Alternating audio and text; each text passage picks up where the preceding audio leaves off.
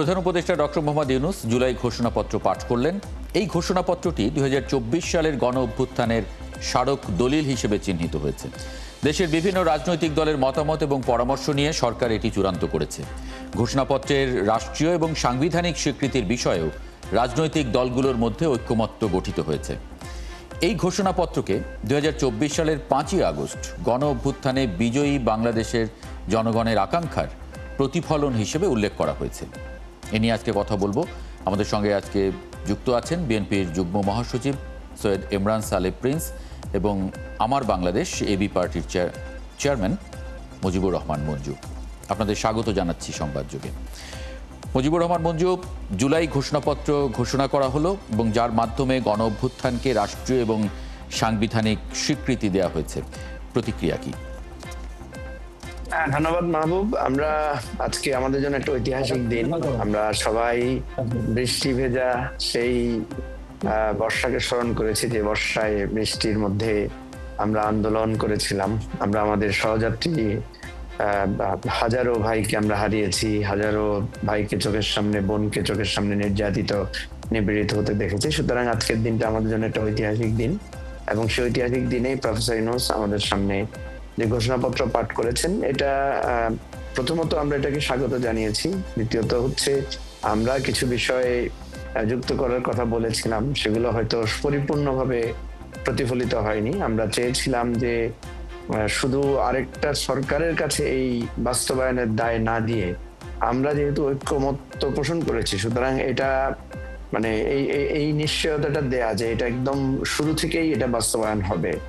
এবং সবচেয়ে বড় কথা যেটা, যে সেটা হচ্ছে জুলাইয়ের যারা যোদ্ধা, জুলাইতে যারা প্রাণ দিয়েছেন, তারা আমাদের বীর, এবং তাদের সুরক্ষা, তাদেরকে সাংবিধানিক স্বীকৃতি এবং এই দেশ এবং জাতিকে ঐক্যবদ্ধ করে যে ঘোষণাপত্রটা, আমরা মোটামুটি মনে করি এটা একটা বিরাট অর্জন আমাদের জন্য। কিন্তু এটার বাস্তবায়ন প্রক্রিয়াটার আরো একটু দৃঢ় অঙ্গীকারের আশাটা আমাদের ছিল।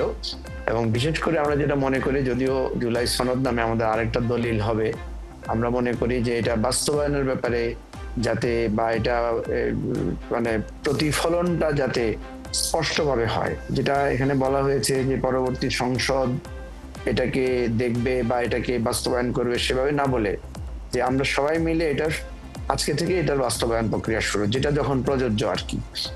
আর যে জিনিসটা আমাদের কাছে গুরুত্বপূর্ণ, সেটা হচ্ছে যে এই যে একটা লিখা আমরা লিখলাম, এত বড় একটা লিখা বা 2-4 পাতার একটা বিরাট ঘোষণাপত্র, এটা যাতে, আমাদের অনুরোধ হচ্ছে এটা যাতে মানুষ পাঠ করে, পড়ে এবং মানুষ অনুভব করে এবং হৃদয়ে যাতে গেঁথে নেয়।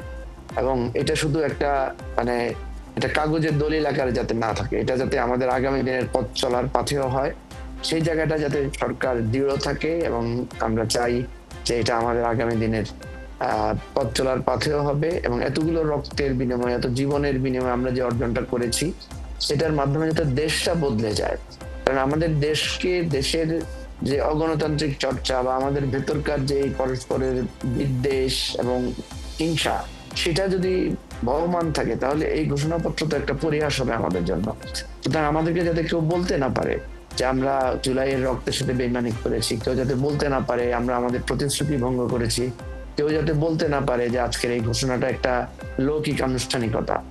মানুষ যাতে বলতে পারে যে আজকে আমরা যা বললাম, যা অনুভব করেছি, সেটা যাতে আমরা বাস্তবায়ন করতে পারি। যারা ক্ষমতায় আসবেন, যারা সংসদে যাবেন, যেহেতু সংসদের সামনে দাঁড়িয়ে আমরা এই শপথটা বা এই ঘোষণাটা দিয়েছি, সংসদে যারা যাবেন তারা যাতে এটাকে নিজস্ব একটা দায়িত্ব এবং কর্তব্যবোধ মনে করে সেটা করেন।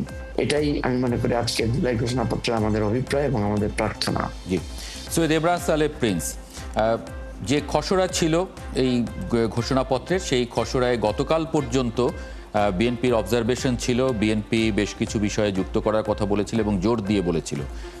এটা বেশ আলোচিতও ছিল বেশ কয়েকদিন। সেই জায়গায় ঘোষণাপত্র পাঠ হবার পরে আসলে কি প্রতিক্রিয়া?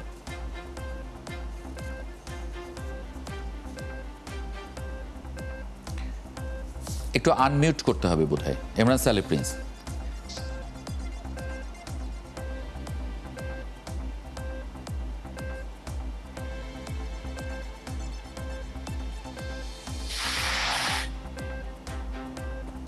জি, আসলে জুলাইয়ের যে ঘোষণাপত্র, সেই ঘোষণাপত্রটি দীর্ঘদিন থেকেই সরকার এটা নিয়ে কাজ করছে এবং বিভিন্ন সময় সরকারের পক্ষ থেকে বিএনপির কাছে সেটা পাঠানো হয়েছে। সরকারের যেটা তৈরি করা ঘোষণাপত্র, সেখানে আমরা কিছু মুসাবিদা করেছি, আমাদের বক্তব্য বা আমাদের মতামতকে আমরা তুলে ধরেছি। আমার জানা মতে এই পর্যন্ত 4বার বিএনপির কাছে সেটা দেওয়া হয়েছিল এবং 4বার আমরা এটা আবার সরকারের কাছে ফেরত পাঠিয়েছি আমাদের মতামত নিয়ে। তো আমরা সর্বশেষ যেটা 29শে জুলাই আমরা সরকারের কাছে দিয়েছি এবং তারপরে সরকার আমাদের কাছে যেটা পরবর্তীতে ফাইনাল করে যেটা পাঠিয়েছিল, সেটার সাথে ভাষাগত কিছু বিষয় ছাড়া অন্য সব বিষয়ে আমরা একমত ছিলাম। আপনি যেটা বলেছেন গতকাল পর্যন্ত আমরা কিছু বিষয় মানে উদ্বেগ জানিয়ে বা সেটা অন্তর্ভুক্ত করতে বলেছি, এটা সঠিক নয়। তো আমরা সরকার আমাদের কাছে যেটা দিয়েছিল সেটার মধ্যে ভাষাগত কিছু বিষয় সংশোধন করে করতে আমরা বলেছিলাম। তো আমরা দেখেছি কিছুটা সংশোধন ভাষাগত বিষয় সেটা তারা করেছে এবং সেটা দিয়েছে এবং সেটাকে আমরা স্বাগত জানিয়েছি। আজকে আমাদের দলের পক্ষ থেকে দলের মহাসচিব সহ আমাদের পার্টির 5 জন সিনিয়র নেতা তারা এই জুলাই ঘোষণাপত্রের আনুষ্ঠানিকভাবে ঘোষণা করার যে অনুষ্ঠান আয়োজন করা হয়েছিল 5ই আগস্ট এই ফ্যাসিবাদ মুক্ত বাংলাদেশের গণ অভ্যুত্থান দিবস উপলক্ষে, সেখানে দেখেছেন যে তারা সেখানে অংশগ্রহণ করেছে। জি, এটার একটা সাংবিধানিক স্বীকৃতি এবং আইনি স্বীকৃতির বিষয়ে কথা বলছেন এবং মুজিবুর রহমান মঞ্জু বলছিলেন যে যারা এরপরে ক্ষমতায় আসবেন তারা তাদের উপরে যাতে এই দায়িত্বটা থাকে এবং এটা আসলে প্রক্রিয়াগুলো নিয়ে এখন পর্যন্ত অনেকের মনেই সন্দেহ আছে যে প্রক্রিয়াটা কিভাবে হবে, মানে সেটা যেমন আমারও একটু পরিষ্কার হওয়ার প্রয়োজনীয়তা ছিল। আমি একটু মুজিবুর রহমান মঞ্জুর কাছে যাই, একই প্রশ্ন একটু ইমরান সালেহ প্রিন্সের কাছেও রাখবো। মুজিবুর রহমান মঞ্জু। জি, প্রক্রিয়া নিয়ে আপনি যেটা বলেছেন এটা সত্য যে এটা আমরা সুস্পষ্ট করার একটা আমাদের দাবি আছে। আমরা যেটা বলেছি যে এই জায়গায় যেহেতু আমাদের এখানে আলোচনাটা কমপ্লিট হয়ে গেছে, বিশেষ করে আমাদের আপনি যে হয়তো জানেন যে মাহবুব আজকে ইলেকশনের একটা টাইম ফ্রেম দেওয়া হয়েছে যে রমজানের আগে অর্থাৎ ফেব্রুয়ারির মধ্যে যাতে নির্বাচনের ঘোষণা হয়, প্রধান উপদেষ্টা সেটা নির্বাচন কমিশনকে বলবেন, উনি বলেছেন।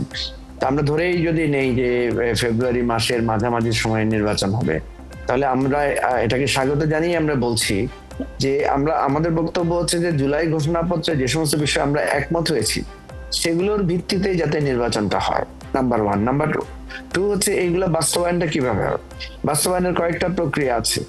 আমরা বলেছি যে যেহেতু এখানে আমাদের আলোচনাটা কমপ্লিট হয়ে গেছে, এটাকে আমাদের সরকার প্রধান বা এখন যে অন্তর্বর্তীকালীন সরকার প্রধান আছে উনি কিন্তু একটা ফরমানের মাধ্যমে এটা জারি করতে পারেন, অথবা এটার জন্য একটা গণভোট হতে পারে, গণভোট নিয়ে এটাকে সংবিধানে সংযুক্ত করা, অথবা মানে আমাদের পার্লামেন্টের প্রথম অধিবেশনে এটা সম্পূর্ণভাবে বাস্তবায়ন করা বা এই বিধানগুলো যুক্ত করা।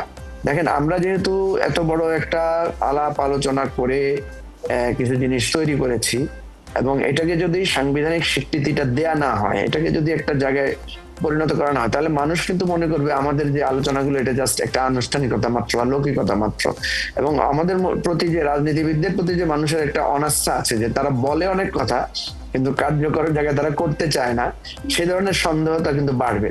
সেজন্য আমরা বলতে চাই যে যারাই ক্ষমতায় আসবেন তাদের মানে কিছুটা সেফটি সিকিউরিটির জন্য তাদের উচিত আমাদের এই চিন্তার সাথে একমত হওয়া এবং সবাই মিলে এটা যাতে যত দ্রুত সম্ভব এটা যাতে বাস্তবায়নে যায় এবং এটাকে সাংবিধানিক কাঠামোর জায়গাটা যাতে আমরা ক্লিয়ারলি করে দিতে পারি, এটা হচ্ছে আমাদের মত। সৈয়দ ইমরান সালেহ প্রিন্স, মানে আপনি আসলে কিভাবে এটাকে দেখেন যে একটা রাষ্ট্রীয় স্বীকৃতি বা সাংবিধানিক স্বীকৃতি এটা কিভাবে মানে আইনি প্রক্রিয়াটা কিভাবে হবে আসলে?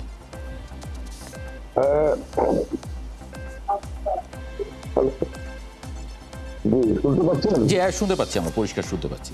আমরা তো স্পষ্ট করে বলেছি এটা প্রধান উপদেষ্টা ঘোষণার সময় বলেছেন এটা সংবিধানের ৪র্থ তফসিলে এটা সন্নিবেশিত থাকবে এবং আপনার জানেন যে আমাদের যে মহান স্বাধীনতার ঘোষণাপত্র, সেটাও কিন্তু সংবিধানের পক্ষে নেই, সেটা হিসাবে সেখানে সংযোজন আছে। তো সেটাও এখানে থাকবে, এটা নিয়ে আমার মনে হয় দ্বিমত বা সন্দেহ কোনো অবকাশ নেই। এখানে যদি আমরা সন্দেহ বিশ্বাস অপরটা করতেই থাকি, কিন্তু সামনের দিকে আগানো যাবে না। সবকিছু কিন্তু আপনার একটা জীবনের মধ্যে দিয়ে যেতে হবে, এবং সেটা একটা প্রধান উপদেষ্টা ঘোষণা করেছেন, এবং সেই দলিল ঘোষণার সময় বাংলাদেশের পলিটিক্যাল পার্টি তাদের সবাই সেখানে উপস্থিত ছিল, সেটাকে আমরা উল্লেখ করেছি এবং সেটা প্রয়োজনে আমরা স্বাক্ষর করবো। তো সেখানে সেই জন্য সেখানে কোনো অবকাশ নেই। এটা আগামী জনগণের নাই, এটা সংসদে পেশ করবে, উত্থাপন করবে, সংসদে সংসদে আসল পাবে, সংশোধন করে সেখানে আপনার করবে।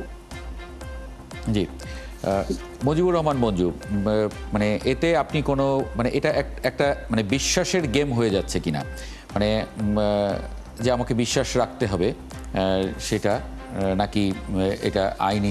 যেমন ধরেন যে এই সরকার যদি কোনো ফরমান জারি করে, সেই ফরমান পরে যে কোর্টে চ্যালেঞ্জ হবে না, তার কোনো নিশ্চয়তা তো নেই। সুতরাং সংবিধানে যুক্ত করা ছাড়া কি আসলে মানে নিশ্চিত বা নিশ্চিন্ত হওয়া যায়? না, এখানে একটা আইনি বিতর্ক আছে বা একটা সাংবিধানিক বিতর্ক যেটা আছে, আমরা যেটা বলেছিলাম যে ধরেন সরকার তো যে কোনো আইন যখন পার্লামেন্ট থাকে না তখন অধ্যাদেশ দিয়ে জারি করতে পারে, কিন্তু কনস্টিটিউশনাল অ্যামেন্ডমেন্টটা অধ্যাদেশ দিয়ে করা যায় কিনা এই ধরনের একটা আইনি বিতর্ক আছে। তো আমাদের কনস্টিটিউশনের 106 অনুচ্ছেদে যে ডক্ট্রিন অফ নেসেসিটি, যেটা যে যখন কোনো কিছুই থাকবে না তখন কিভাবে চলবে, তাহলে মানে যাতে সরকার বা যে কোনো কার্যক্রম রাষ্ট্র যাতে অচল হয়ে না যায়, সেই জায়গা থেকে কিন্তু আমরা সুপ্রিম কোর্টের অ্যাপিলেট ডিভিশনের মতামত নিয়ে কিন্তু অন্তর্বর্তীকালীন সরকারের এই বিধানটা বা এই কার্যক্রমটা চলছে। অর্থাৎ এই 106 অধীনে আর্টিকেল 106 এর অধীনে কিন্তু এই অন্তর্বর্তীকালীন সরকারটা সাংবিধানিক বৈধতা নিয়ে কাজ করছে। তো আমরা যেটা বলেছি যে এখন যেহেতু মানে পার্লামেন্ট জারি নাই, এই জায়গাটায় আমাদের জাতীয় ঐক্যমত্যের বিষয়টাকে, আমাদের ঘোষণাপত্র, আমাদের জাতীয় সনদে যে বিষয়গুলোতে আমরা ঐক্যমত্য পোষণ করেছি, এই জিনিসটা অ্যাপিলেট ডিভিশনের মতামত নিয়ে 106 অধীনে এটাকে কনস্টিটিউশনে অন্তর্ভুক্ত করে দেওয়া যায় কিনা, এটা হচ্ছে একটা সহজ পথ। এখানে ঐক্যমত্য তো থাকেনি শেষ পর্যন্ত। জামায়াত ইসলামী তো প্রতিক্রিয়া জানিয়েছে। আমি জামাতের প্রতিক্রিয়াটা এখনো দেখি নাই যে তাদের সুস্পষ্ট কি কথা হচ্ছে। যে আসলে তো দেখেন এই জুলাই ঘোষণাপত্রে আমাদের অনেকেরই কিছু না কিছু বিষয়ে আমরা সংশোধনে দিয়েছিলাম, আমরা কিছু বিষয়ে ঘোষণা চেয়েছিলাম, সেই জিনিসগুলো কিন্তু কিছু না কিছু ঘাটতি তো সবার আছে, সবকিছু আমাদের পূর্ণ হয়েছে বিষয়টা এমন না। জাতীয় ঐক্যের স্বার্থে আমরা মনে করি যে একমত থাকা আর কি।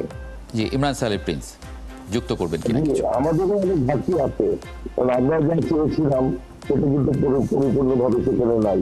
কিন্তু জাতীয় ঐক্যের স্বার্থে দেশ, জাতি, গণতন্ত্র, নির্বাচন এবং বেশিরভাগ একটি ব্যবস্থার স্বার্থে আমরা কিন্তু সেটা মেনে নিয়েছি এবং অনেক বড়দান্বিত অনেক ছাড় দিয়েছি। তো সেই কারণেই আমি মনে করি যে সেটা এইভাবেই দেখা উচিত। মঞ্জু ভাই এটা বললেন যে সংবিধানে মানে 106 মানে ধারাবাহিক সুপ্রিম কোর্টের অ্যাপিলেট ডিভিশনের, এটা তো অ্যাপিলেট ডিভিশন সংবিধানে কিভাবে সংযোজন করবে? হ্যাঁ, তারা একটা রায় দিতে পারে, কিন্তু সেই রায় কিন্তু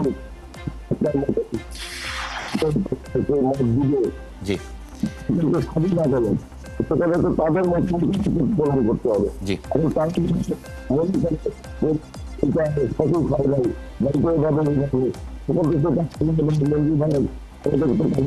হবে না। তো সেই কারণে রাজনৈতিক ভাবে রাজনৈতিক বিষয়টা রাজনৈতিক ভাবেই সমাধান করা উচিত। সমাধান করা উচিত।